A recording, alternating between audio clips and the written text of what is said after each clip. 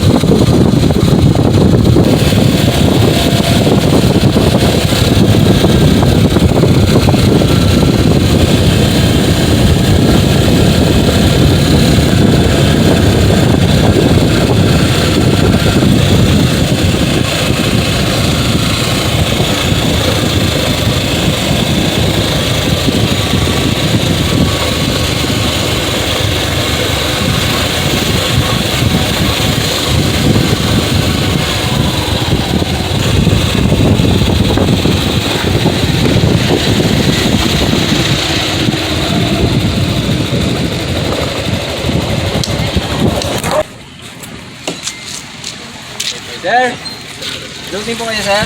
Sir, ito ba ang Balatasan, sir? Sir, sa kabila ang Balatasan. Ayan mga subscribers, nandito na tayo ngayon sa Balatasan. Ayan, dito tayo nagpark oh. Yan ang motor natin mga subscribers. Ayan, dito tayo nagpark sa ano to, pay parking na to. Ayan ang mga ano nila oh. Mga prices. Ayan. Bawal daw kasi mga subscribers magpark doon sa ano eh. Doon sa ano sa tabing dagat. Ngayon tingnan natin mga subscribers ang ano, ang view ng Balatasan. Uy, may jet ski na rin dito mga subscribers. Oh. May mga jet ski na rin. Yan.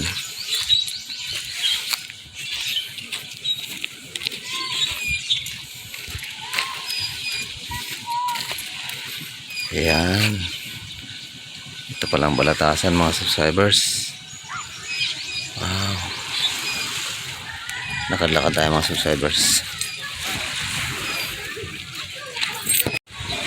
May mga sakayan dito mga subscribers oh.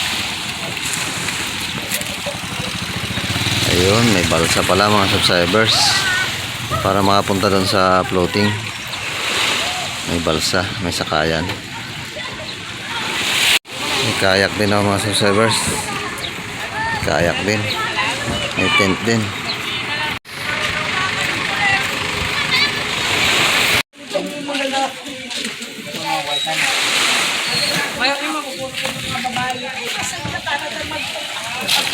May ginagawa pa doon mga subscribers oh.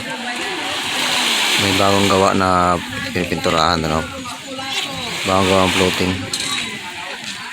Ayan. Ito ang ano, ito ang Balatasan mga subscribers. Ang dami ng floating oh, may higit 10 na siguro. Pasalan nyo na ito mga subscribers. Ang address nito ay Balatasan, Bulalakaw.